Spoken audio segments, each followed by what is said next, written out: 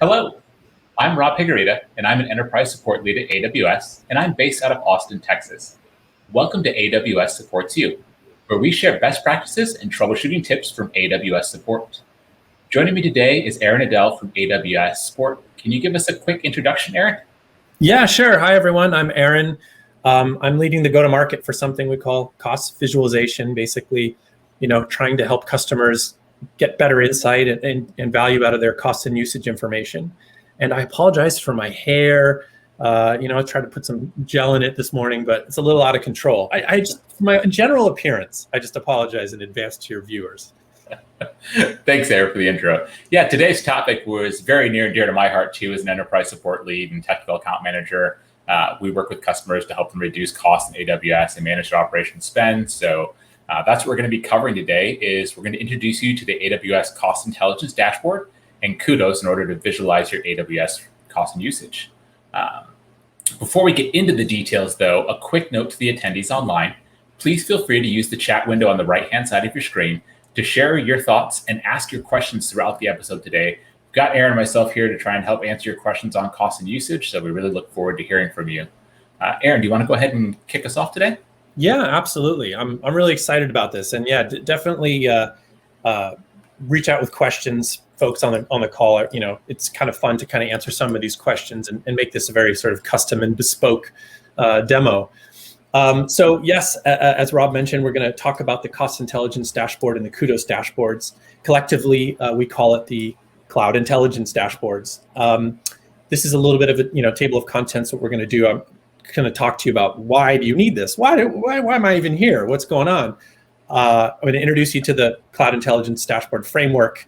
Essentially, what are these dashboards and how do they fit together and why? And then I'm going to talk about two of the kind of spearheaded dashboards. It's kind of a weird phrase, but essentially the Cost Intelligence Dashboard and the CUDOS dashboard are one of four dashboards that we have. And I'll just kind of highlight them both, and then I'm going to do a demo of the Cost Intelligence Dashboard. So customer use cases, I get, and Rob, I'm curious if you get some of these questions too, but I have customers ask me questions like, how do you drive a cost-aware culture? Yep. What does that mean? Do you get that a lot? Yeah, we do get some questions like that for sure about just, really what does that mean and how do they do it? So, yeah, I'm not surprised. I mean, I think probably, this is going to sound self-serving, but the first question is, how do we lower our AWS bill? And it's, the cost-aware culture isn't necessarily about just having a lower bill. I like to think of it as, how do I track or extract more value? Essentially my bang for my buck. How do I know that I'm getting really good value out of AWS? And I think, you can break that question down into what's the impact of my savings plans and reserved instances? How do I visualize this stuff across multiple pairs? I mean, do you have a lot of customers with multiple pairs? That seems to come up a lot. I do have one that has multiple pairs, so it's where this is really helpful. Yeah, I think you're an organization, you have multiple pairs, you want to be able to sometimes see insight across all of it, or you acquire companies, they have their own payer accounts. There's a lot of different situations where I think that's relevant. They also want to see these opportunities to become more cost optimized. Sometimes they want to know, what are the questions I need to ask of this data? I don't even know where to start. And that's particularly relevant for customers who might be new to the cloud or might be new to how sort of cloud financial management works. What trends are important to track, right? This kind of speaks to, how do I extract the value? What am I looking for? What's important to keep my eye on? And I need to know when things are anomalous, right? Did somebody just spin up 1,000 instances without me knowing? Did they ask? Can they do that? There's a lot of people who might not know what a Lambda function is, or what RDS is, or what GP2 is. And there's these, there's a lot of services in AWS. And, sometimes, folks who are in charge of the financials, or in charge of, making sure that everybody is kind of keeping track of how much they spend, don't necessarily know what all of these things are. But they still need that insight. So how do you kind of give them that insight in a language they understand? But then for the folks who do know what these things are, the IT managers, the DevOps leads, how do you give them that granular insight? Like cost per bucket. What's my cost per bucket? That's, it's sort of a, I think an obvious question, but it can be tricky to get that data. So, the dashboards help with that. My Lambda cost per hour. How is data transfer working? Do you get a lot of data? I get a lot of data transfer questions. A lot of data transfer questions as well. Yeah, that one's I think it's like hard to wrap your head around. You have, bits and bytes going in and out of there and there and where, so, how do you get all this in one place is kind of the grander question. And that's where the cloud intelligence dashboards, I call it a framework, comes into play. And this is kind of getting a little bit into the weeds here, but what happens is that all of this data that you generate, right? All of this usage and cost is actually accessible through something called the cost and usage report, Rob, which I think you're going to cover in a bit. Mm-hmm. But the framework sits on top of that. And we use AWS services, Athena, Glue, QuickSight, and a set of pre-baked SQL queries, which is very helpful for people like me who like MySQL is not, I would say I'm mediocre, somewhere between mediocre and moderate at writing SQL queries. I don't know if you're good at them. I don't know. I should not be programming. People should just shut my computer off when I start doing SQL queries. But basically, if you need to get this data out of the Cur, you need SQL. So we give it to you. And then there's dashboard templates that are built in QuickSight, which is if for those who are not familiar, a BI tool from Amazon that you can actually spin up in the console. And these dashboard templates, like I mentioned, we've got 4 of them, sort of sit on top of this stack. So it's a completely native AWS stack. And at the end of the day, you just get out of the box these templates with lots of visualizations and data, which I will go over. Trusted Advisor also is there. You see, that's a separate service that we have, Trusted Advisor. I won't go too much into it, but it covers security checks and flags and checks your IAM key rotation and stuff like that. Really important for support customers. There's a separate data source for data there that we can pull as well to create a Trusted Advisor dedicated dashboard. So it's all based on the Cur. Rob, tell us all about the Cur. Yeah, so your cost usage reports, right, as Aaron was alluding to, everything's kind of built off this that comes into the Cloud Intelligence Dashboard. And what your cost and usage reports are is it's the most detailed location or collection of data about your AWS spend.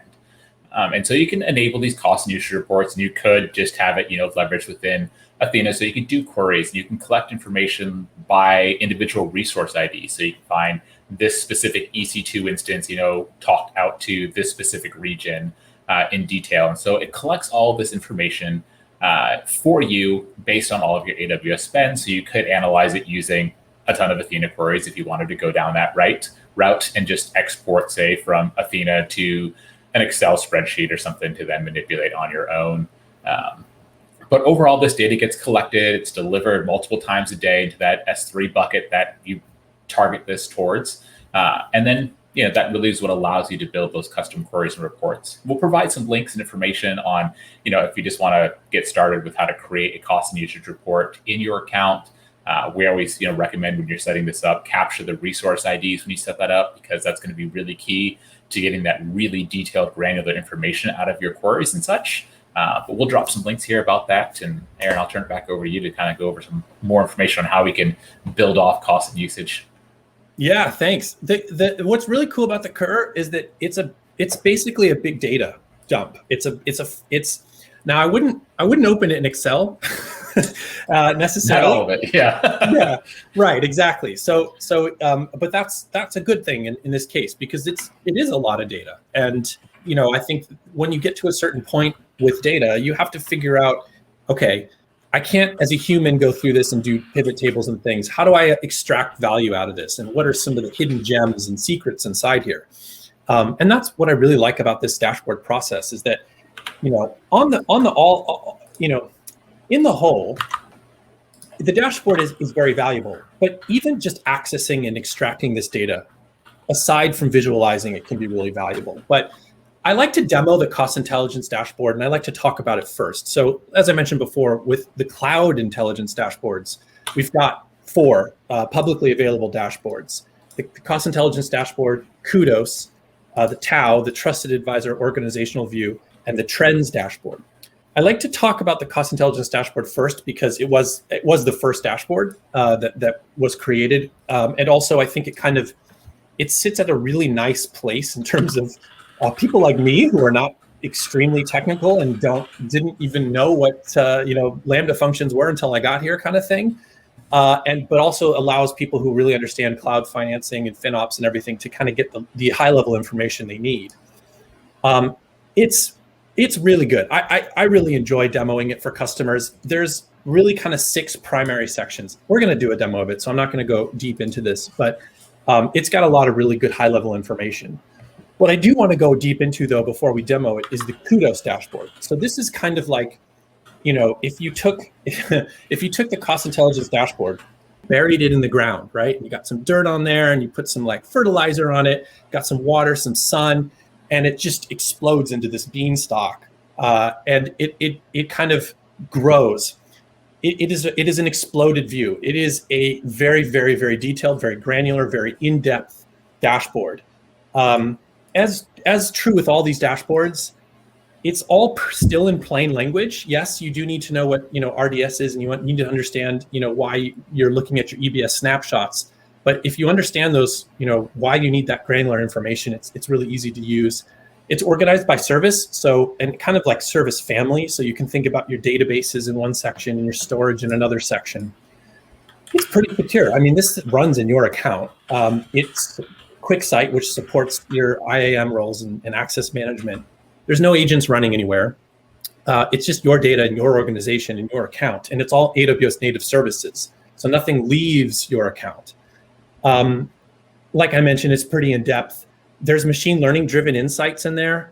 This is a really fun fact too, I think, is that there's, you have the data that you've got at rest, but then you can analyze that data and draw some conclusions, or at least make some predictions going forward. We are really just scratching the surface on that too, which is a pretty cool place to start. It's totally cost efficient. All these dashboards, that really the cost is just a QuickSight license, which is at $18 a month. So for most customers, including the sort of incremental serverless stuff that happens behind the scenes, like when Athena runs and Glue runs and everything, it's still like $50, $100 a month. It's a rounding error for a lot of customers. It really is very inexpensive to run. And you can shut it down if you don't like it. It's really easy to just stop using as well. Now, you shouldn't though, right? But you can if you want to. Yeah, so here's just like some screenshots that I'm gonna have to squint to even look at. I'm not gonna go through them, but just to kind of give you a sense of the tabs in the dashboard that you get with the CUDOS dashboard, and the sort of depth that you can go into some of this data. Now, Rob, you're probably wondering, okay, I don't even need to see a demo. I want this spun up. How do I do it, right? Did I read your mind? The good news is that it's a publicly accessible workshop today. Soon it's going to be a well-architected lab, so keep your eye on that. Either way, we spell out the steps to self-service this. I mean, literally, people like me, again, who can just use some of these services for the first time, like Glue. I've never even heard of Glue. What is Glue? I started using it. By the way, Glue is awesome as an ETL service. Just as an aside, I learned that you can just put pretty much anything into an S3 bucket and run a Glue crawler on it, and just create tables with the schema and access it with SQL. That's pretty cool. But if you don't know what that is, you don't know what Athena is, you've never used these services, we literally walk you through it. Like, click here, click there, copy and paste this bit over there. There's also some automation scripts. So it can be a pretty quick deployment. I've done it with a lot of customers, and it can go as fast as 25 minutes. And you've got 2 of these dashboards, 3 of them if you've got Tau, and 4 if you've got trends, up and running. And now it's just, okay, let's get everybody access to these dashboards and start getting some insight. All right, so who wants to see a demo? Rob, you want to see a demo? Let's do the demo. It sounds great. Yeah.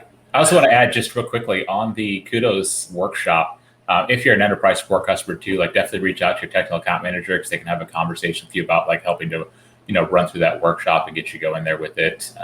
And even though it's really easy to deploy, we can also help you work through that. So yeah, that's a really key point. Yes, talk to your TAMs. They know this really well. In fact, TAMs built the CUDOS dashboard. So, and I should point out too, before I demo, these dashboards were built by some of the smartest people I've ever met. And I've met a lot of smart people.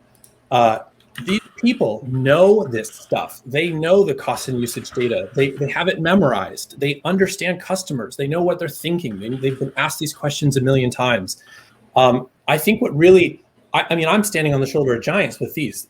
Customers can trust the accuracy of these dashboards. I mean, they should, you should always cross-check everything for yourself, but these have been, there's been a lot of thought put into how these visuals get made and why they're there. So I just wanted to add that to kind of bolster, the support of it. But let's kick off the demo here. I'm going to start showing you the dashboard. So this is the cost intelligence dashboard here that I'm demoing. Again, I wanted to demo this one first, just because obviously it's going to be a little bit faster than demoing CUDOS, which we could spend all day on. But actually, you should check out the CUDOS dashboard. We have a link here that's going to take you to a demo version of this dashboard that you're seeing, and also the CUDOS dashboard, the TAO dashboard, and the trends dashboard. You can actually play with them. You can, it's all fake demo data, so you can just go in and see how the visualizations are put together. But when you spin up this dashboard, you're in this billing summary tab. I'm highlighting here the forecast because this looks a little strange right now, but normally when you're on your real data, this is going to be real forecasted amount, but this is demo data, which is we didn't have enough data to generate a forecast. But this section here, this is your invoice spend. So this is like, what's your bill, right? You get at the end of the month, your AWS bill. And what's really kind of neat about this is that you can break it down. So right now it's broken down by account, which is useful, but you can break it down by service. You can break it down by charge type. So you can see what was usage, what was credits, what was refunds, et cetera, savings plans, usage, RI, et cetera. You can break it down by tag. You could break it down by cost center. You could break it down by business unit. There's a lot, and this is kind of the point of these dashboards, is that it's really easy to slice and dice, right? By different ways, by grouping in different ways. The amortized spend graph here and all these numbers here, this is more representative of what it actually costs to run, in this case, your per account, or your per tag, or your per application, your per cost center. This is the actual cost of running it, because the most common use case is you've got 10 linked accounts in a payer account, right? What happens if you buy, an all upfront RI in your payer account, and you've got 10 linked accounts that use some portion of that RI over the course of the term of the RI? How do you charge back, right? This is the kind of thing. How do you charge back to those linked accounts based on their usage? This amortized spend can do that for you. So you really do get the sense of the true cost of running these applications, these linked accounts, these tags, however you slice and dice it. So if we go to the cost summary tab here, this whole thing is about your usage, right? So this is not going to include stuff that's not related to your usage of AWS. So for example, your top spending account, that would normally be your payer account, but that's not very helpful information, right? Because you might not even be doing anything in your payer account. This is actually going to show you your top account by spend in terms of usage. These two visuals here, which I really like, show you what's moving, what's changing, right? Over the course of the last 2 months. Am I using EC2 more? Am I using some service more? It'll show you the top 3 that changing services by cost, and also by the difference in cost. So you really do get a sense of what's shifting across. Again, it could be across multiple payers. I like these numbers here. This is the number of services you're using on AWS. It sounds kind of self-serving, but the higher the number, the better, right? Because if it's stuck at like 12, and it's been 12 for a year, you're not maybe taking advantage of some of the newer services that are out there, and maybe not being cost optimized, right? I mean, you're gonna have to decide that for yourself, but it's a good thing to keep an eye on.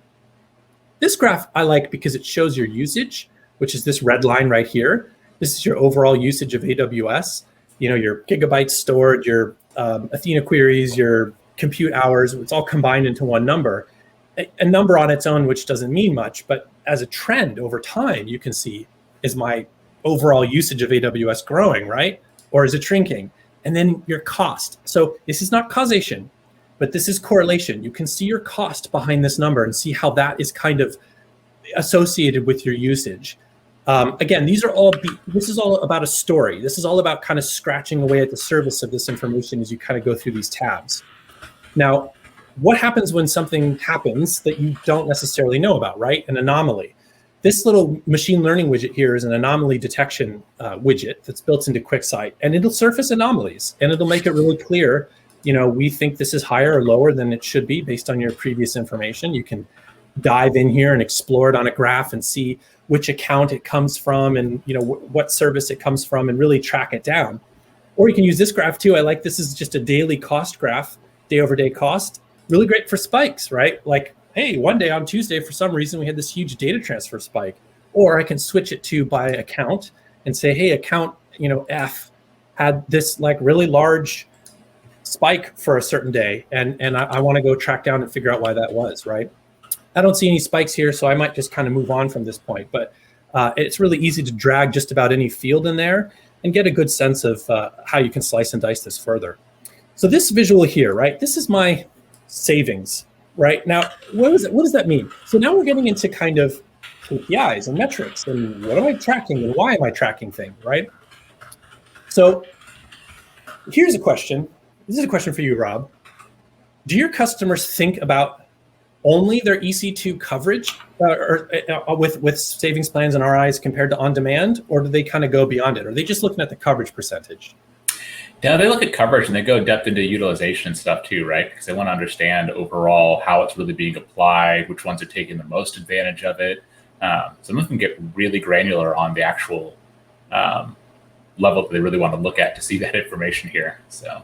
Yeah, and do they set do they have a goal in mind? Is it like I just want to be 80% covered or something like that? Yeah, on average, that's what they usually aim for. It always depends on what they're comfortable with, right? But I've seen a lot of them that so far for myself that have wanted that nice 80% kind of coverage area, so they still have some flexibility to use other things. Yeah.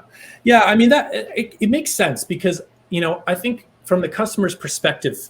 Well, this is kind of this is where the expertise comes in, right? Because here's the question I get asked sometimes is I'm 80% covered, but I don't know what that means. And also, should I be 100% covered? Am I doing good enough? How am I doing, right? How do I compare?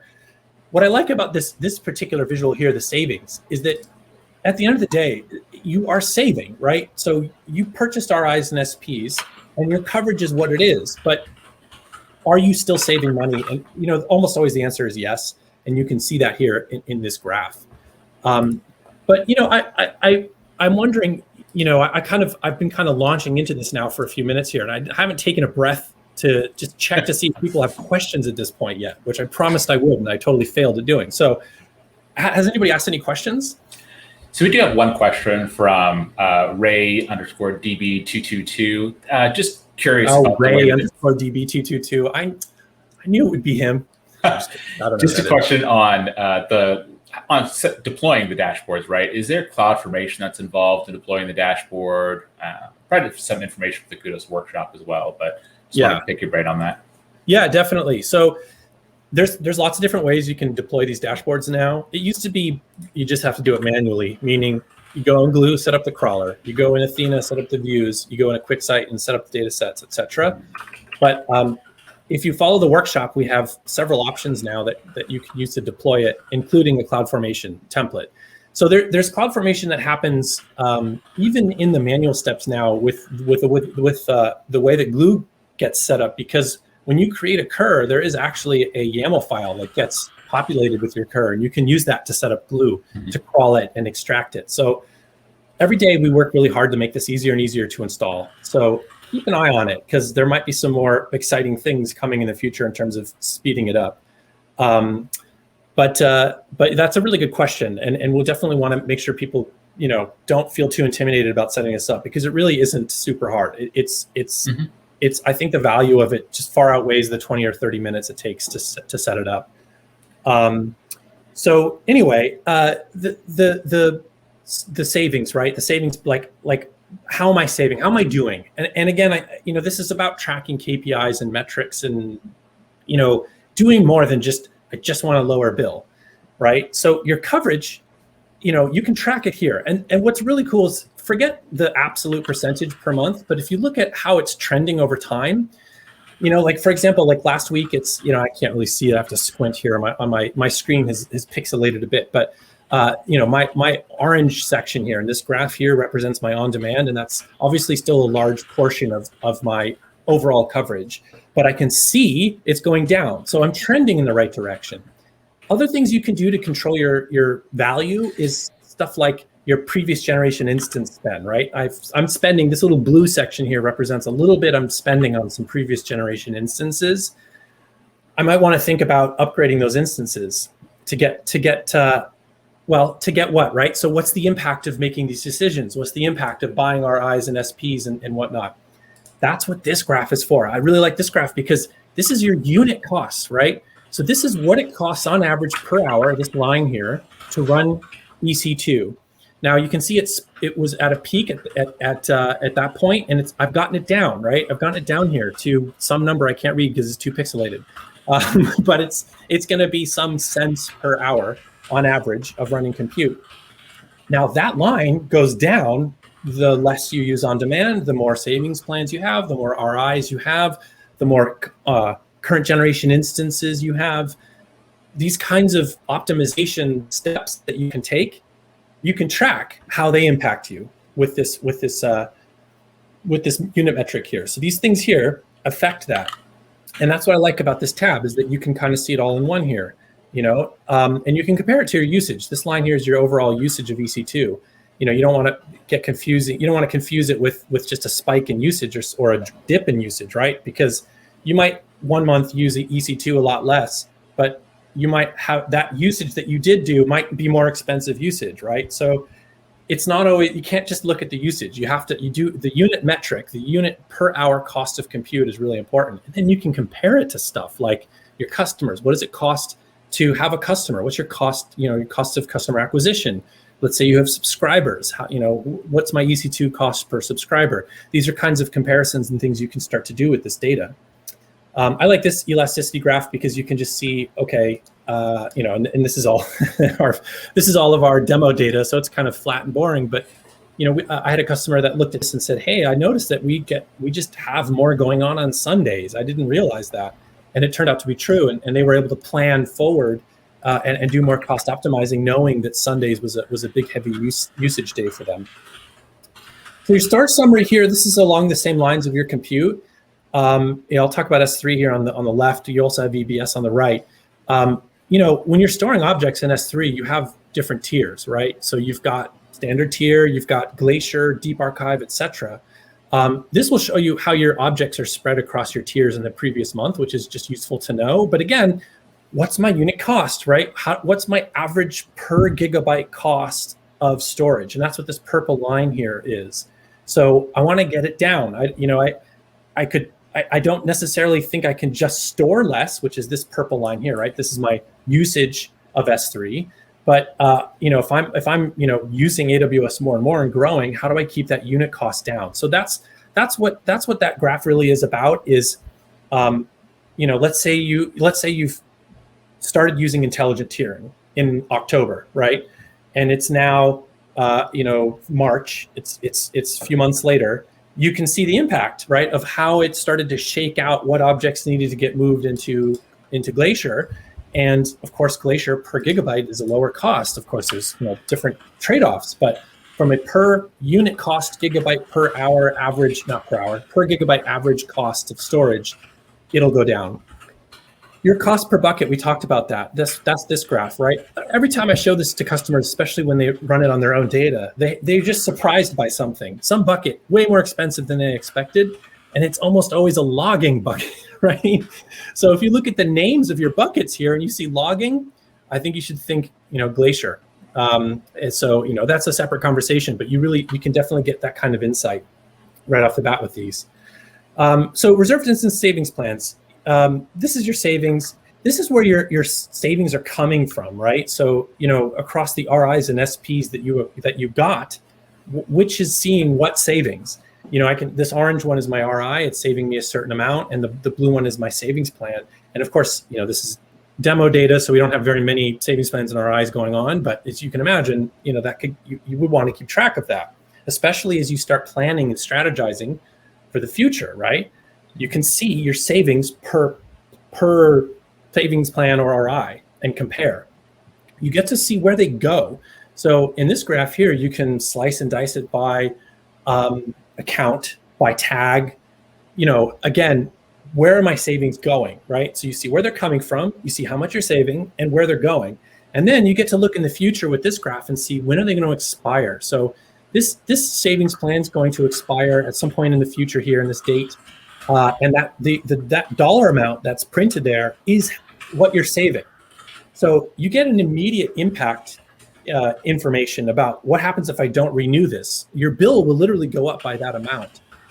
So you get to not only see when these things are going to expire, but by how much your bill will go up.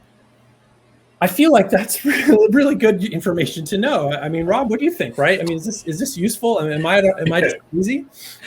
Yep, definitely useful information to have. And I think you can give some additional insights into where that spend and money's going, right? Customers typically like. Yeah. I definitely think that the more information we can give customers. I mean, they may not even know to ask these questions in some cases, right? I mean, I've now done this demo for enough customers to know that there's definitely a range, and I just want to make sure everyone has this insight when they use AWS, because I think the value here is really clear, and also I think it helps you plan going forward to extract even more value. So that's kind of what this graph is about. Now this looks awful, right? Just a big weird orange square, and I do have to apologize because this demo data made this graph look really uninteresting. This is your average hourly spend that on demand that is savings plan eligible, right? So when you're considering, okay, how much, like what's left, right? I've bought a bunch of RIs and SPs. Where else can I save? This graph really helps. So normally, when you're with this kind of graph, what you're going to see is you'll see like a more of a spiky situation, but your on-demand may never go below a certain amount, right? So that you can draw an imaginary line somewhere on this graph, right, where you reach these floors, and let's say it just never goes below $30 an hour. You never don't spend that, right? You're always at least spending an average of $30 an hour. Now, some days and some hours, you might spend way more, right? You might have these peaks of on-demand, but if you never go below a certain amount, hey, that's a pretty good place to get a savings plan, right? Because then you can just commit to whatever that amount is and cover everything under that line with savings plan. Now, if this graph were your real graph, you would definitely want a savings plan because you're never, ever changing, right? You're flat at 20 cents per hour on average or whatever this is, and it doesn't change. So, excuse me. So I think that it's really important to keep an eye on this graph and see how your future opportunities shake out for more in additional savings. So this is a pivot table. So there's a couple of pivot tables in this dashboard that I think really help summarize this information, make it accessible and easy for reporting. So this is your reserved instance and savings plan tracking for your previous month. So you have the RIs and SPs on the left here. You've got the type and the date that they're going to expire. And then all the way on the right here, you've got the on-demand cost equivalent of those RIs and SPs. You've got what you spent to get those RIs, SPs, and then you've got the difference, which is your savings. So you get in this one nice little graph the kind of summary that perhaps you're looking to give to your boss because you had to convince her to buy RIs and SPs in the first place. And you can see, hey, look, this is how much we would have spent, this is how much we did spend, and this is the savings that we saw. And then I'm going to skip the Optics Explorer for now because that launches into something deeper. And I'll just talk about this MOM pivot tab. This is just a big giant usage and spend pivot table month over month. So great for reporting as well. Any questions, by the way, that have come in? Hey, Aaron, yeah, we do have one that came in from Mr. Builder 10. So question is, AWS has a few cost-saving visualization tools, and if they're using this cost intelligence framework and say Trust Advisor, should both tools show the same number for overall cost savings? And if you want to take that one, or I can take that one. No, go for it. All right. So I think we have two different views that are going to be there, right? From Trusted Advisor, it's going to give you cost optimization as far as what's existing in AWS, as far as like underutilized EC2 instances or EBS low utilization volumes and such, right? So a little different data than what's going to be presented in cost intelligence dashboard, because it's actually based off your cost and usage data. So what you're actually using, not really making savings recommendations to you so much as giving you more granular visibility into how you are spending money. So you can kind of visualize that. I don't know if you have anything more that you want to add as well, Aaron, but I mean, that's the difference. Yeah, that's a perfect answer. I mean, there's lots of different ways to realize cost savings on AWS, and it's not always easy to see it or think about it in one place, because it's kind of sometimes like comparing apples and oranges. But you're absolutely right. It's your TAO dashboard, the Trusted Advisor dashboard, like you said, is going to show you all of your underutilized instances, for example, how much you're spending on them, and so essentially what you could save if you killed them. The cost intelligence dashboard is going to show you, your potential savings for adopting a new savings plan, for example, or at least give you a guideline of where you can start. I think you should use them all. I really do. I think that they're going to serve different purposes, particularly in larger organizations. You're going to have different folks who need to think about savings in different ways. People who are thinking about procurement and sort of what used to be more traditional capital expenditure, versus people who are, trying to trim budgets or trying to find places to save or just modernize, right, and get their unit costs lower. It just really depends on who you are and what your role is in the organization. And the good thing is we have tools for all those things. And every day we're trying to make the experience better for customers and easier to see. Now, that kind of begs, it's kind of a good segue, because there might be some custom situations here. And in fact, this tool, although everything I showed you is out of the box, and when you look at the CUDOS and the TAO dashboard, there's all these visuals out of the box, right? You don't have to do anything. However, you may want to do something, right? Because you may have some custom use cases, some questions you want to ask this data that we don't necessarily have a visual for. That is great. That's what we want you to do. We want you to use this, particularly the cost intelligence dashboard, as a jumping off point. This Optics Explorer tool is kind of the start of that. So when you go here and you go into the controls, you can use it like Cost Explorer, right? So let's say you want to think about what's my Amazon RDS spend. I didn't see any visual for that.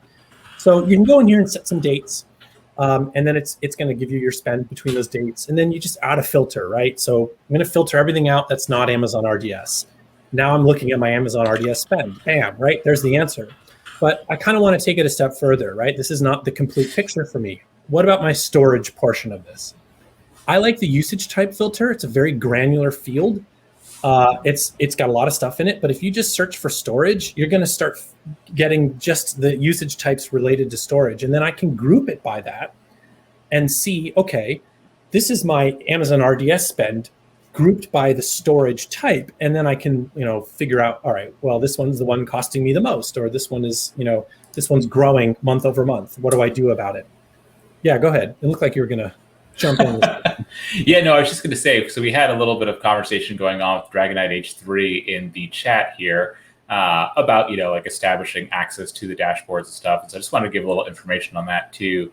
But also just like you were mentioning, like how we set this up originally is that cost, like aware, like engagement for our operation stuff. And that's really the important part that we can leverage with the nice thing that it's being in QuickSight. You can kind of grant access through a few different methods and stuff. So you can give them access just by publishing that dashboard and giving them access through IAM, or if you use Active Directory already on premise, you could actually give access to QuickSights via Active Directory. So a lot of different ways you can get it so that you can maybe get a more cost aware and cost conscious team. It's always easier said than done sometimes, but definitely an area we want to just kind of touch on. So. Yeah, totally. And that's a really great point. I think one of the important things, like you mentioned about the cost-aware culture, is creating a culture in the first place, right? And so, it can be financial data. It can be data that's not necessarily for everyone, but there's definitely going to be groups of people that need to see certain things. Mm-hmm. And QuickSight, you're right. QuickSight has a lot of options for sharing these dashboards. You can create non-editable versions of these dashboards. So let's say, Rob, that you were in charge of accounts linked account 1 through 10, and I was in charge of linked account 11 through 20. I want to, our boss, she wants to give you this dashboard, but only for your accounts, and she wants to give me the dashboard only for mine. You can totally do that. You can literally just fork the dashboard and create the Rob version and the Aaron version, and each one is filtered just to show data from those 10 accounts for each of us. And there's all sorts of different ways you can do that too. You could create a mapping table that maps Rob as the account owner for these accounts and me as the account owner for those accounts, and you could filter, and we could have like competition, who's saving the most, right? And lots of stuff like that. So I think what's really cool is that it's all customizable, and that, which is kind of what I was getting to here. So let's say you wanted to create a custom visual, right? This is going to be a permanent version of what we just built in the Optics Explorer, but permanent, right? So this stays in the dashboard as a visual. So first I would just, start with my usage date. My x-axis is going to be dates. Great way to start a graph, especially if you're new to it. I'm going to do cost as my y-axis, right? So now I've got cost over time. I like to change this to a monthly aggregation and make it a bar graph. It's a little bit easier to see. And now I'm just going to basically filter this by the service, right? So I want to filter by Amazon RDS, and then I want to filter the usage type. So I'm going to do the same thing here. I'm going to look for storage as a usage type, and then just apply this filter. And then what I've got going now is, that same graph, but I want to group it, right? So I want to group it by usage type. So I can just drag it up into this group by color by field here at the top, and it's going to do exactly what I need it to do. There's my groups of storage. I can see it here, but let's say I want more, right? Okay, I've got that answer, but maybe I want to know it by a tag again, or by region. Anything, just drag it in there, right? And what's kind of cool is you can play with this. You can search in these fields for various types of ways to slice and dice this data, and just drag it in and see if what you're seeing is useful information. And then of course this kind of leads to, all right, well, what about filtering, or what about doing multi-dimensional types of visualizations? The possibilities are somewhat endless. And again, like we really want to encourage customers to play with this data. You can't break it. You can't mess up your data. It's not like it's not like they crawl back into your curve and start changing stuff, right? That'd be really weird. But what you can do is explore your data. There's all sorts of cool stuff in the curve. There's all sorts of cool ways to slice and dice this data. I mean, every time I do a demo of this for customers, they're always asking, well, what about, how could we show this kind of information? I want to see, here's a common one. I want to just see my cost per upload to S3 bucket by my customers. So you can just put a filter for put operations for S3 services. You can show it over time, and then you can group it by account. You could group it by tag. You could group it by anything, right? By region. Now, this is where the CUDOS dashboard really comes in handy too, because chances are the CUDOS dashboard has the visual you are looking for, right? These are the visuals you are looking for. Star Wars is very cool. If you haven't seen it, then that's your problem, not mine. So I'm just gonna put that right there. That was a Star Wars reference. And what's really neat is that in CUDOS, you can hunt in there for examples of visualizations and say, yes, that's what I need. I don't need to recreate it. It's already there.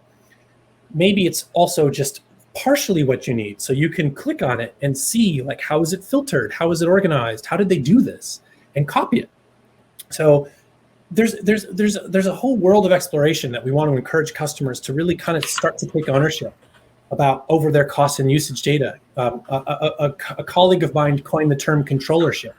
How do you give the control and the ownership and the accountability to your teams, right? And how do you balance the folks who know what GP2 is with the folks who are thinking about various financial cost amortized processes and these kinds of financial reporting mechanisms that the people who know what GP2 might not understand, right? There's a kind of gap, and I think that if you drew a Venn diagram, that cross section, I think, is what we call FinOps at this point. It's like the merging of financial people and developers. And these dashboards are here to kind of open up this world to everyone. And we're always improving. We're always looking for feedback. We're always, this is by no means supposed to be the end all be all. This is the start of a journey. This is scratching the surface. This is the tip of the iceberg. This is the other metaphor. Insert your metaphor here for that sort of related thing. I just hope customers, give it a try. It takes 25 minutes. It costs very little, and it's easy to walk it back if you decide you don't like it. So did any other questions come in while we were chatting? No other questions right now that came in. Yeah, just to reemphasize what you said. Yeah, it is pretty easy to deploy. I've set it up myself, and it's really valuable. It's just so helpful to be able to view with all the different dimensions and stuff. That's like we mentioned in the CUR report. That's just kind of there for cost and usage information. So. That's awesome. And do you think, we have a lot of TAMs who set this up on behalf of their customers so that when they meet with them, they have these insights. Mm-hmm. Would you encourage customers then to ask their TAMs, to do that for them as well as help them set it up on their own accounts? Which do you think we should encourage customers to do? I like encourage customers to set it up within their account. For one, it's low cost, and two, then they can kind of give access to whoever they want to, however they want to, right within their account. So they can delegate out who can access to what and kind of go through all the customization themselves. So yeah, for them. The delegating of access thing, I know that was asked before, and you answered it, and I thought that was a really good kind of. I didn't cover it in the PowerPoint or in the demo very much, but do you think that when it comes to cloud financial management and accountability, how should customers think about that access delegation? And where should they draw the line, or should they be more sharing or clear with who should have access to this information? I think it depends on the organization overall, but I like to encourage my customers to really make sure that everyone can be aware of what things cost and be able to see how it impacts, overall in the environment, what overall spend is. It just gives them the ability then to continue to innovate, to reduce costs in other places so they can put it back into where they really want to grow. So giving that higher level of visibility across the organization just gives everyone a little bit more awareness about it. So. Yeah, I think that's really key. But yeah, that's it essentially. I really do. I'm hoping customers get a chance to check out some of those links. We can talk more about the deployment too, if you think that's worthwhile. I can just kind of go through a little bit more about what's happening behind the scenes, or we can talk more about some of the visualizations. What do you think would be most beneficial at this point? Yeah, I don't know. We had a little conversation about the deployment steps of it. If you had just a brief bit of information on the actual deployment, we could probably cover that for just a couple minutes today. Okay. So in the workshop link, you will see, when you go to it, you're going to see a set of prerequisites. The prerequisites are supremely important. And I think that I'll just highlight some of the things you'll be doing. So you're going to set up the CUR, the cost and usage report. Now, if you've already got it enabled, chances are you're going to have to create a new one, because you need to set it up in a specific way. It needs to be in Amazon Athena format / Parquet format. You need to have resource IDs, and it should be in the hourly granularity. And it's okay if your CUR is not set up this way, don't worry about it. We can backfill it. Just put in a request with your TAM. We can put your historical data back in there so that you're not starting from scratch. Your glue crawler, when you get that set up, is gonna run and scrape that CUR. And you're gonna set up Athena, basically, where you're gonna copy and paste some SQL queries. There's 5 of them, and they're gonna run against what's in S3 through the tables and schema you set up in Glue. Once you've done that, and the automation scripts are going to do this for you, so you might not need to worry about this. You're going to go to a QuickSight and create data sets, and these data sets are going to this is where you get to schedule, like, how often do you want this to refresh. I recommend once a day, every 24 hours. That's when you're going to get the most eventually consistent data and most sort of up-to-date data without going overboard with refreshing as well. And then once you've got those data sets set up, you have to post and again, the automation scripts will take care of this, but you post a little JSON through your command line interface to QuickSight to pull the template and basically create the dashboards.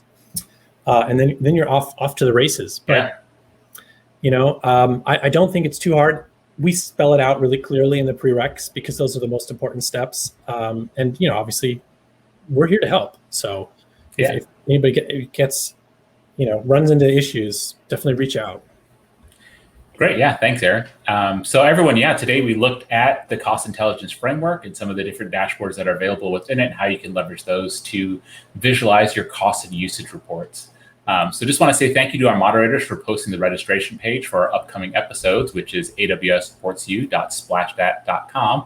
So make sure to bookmark that page, and we hope you join us next time. If there are any questions that were not answered today, you can post your questions on forums.aws.amazon.com. You can also email us any feedback to awssupportsyou@amazon.com. Really want to hear from you. Let us know what else you would like to see on this show. I really also want to thank you for joining us at AWS Supports You, and happy cloud computing.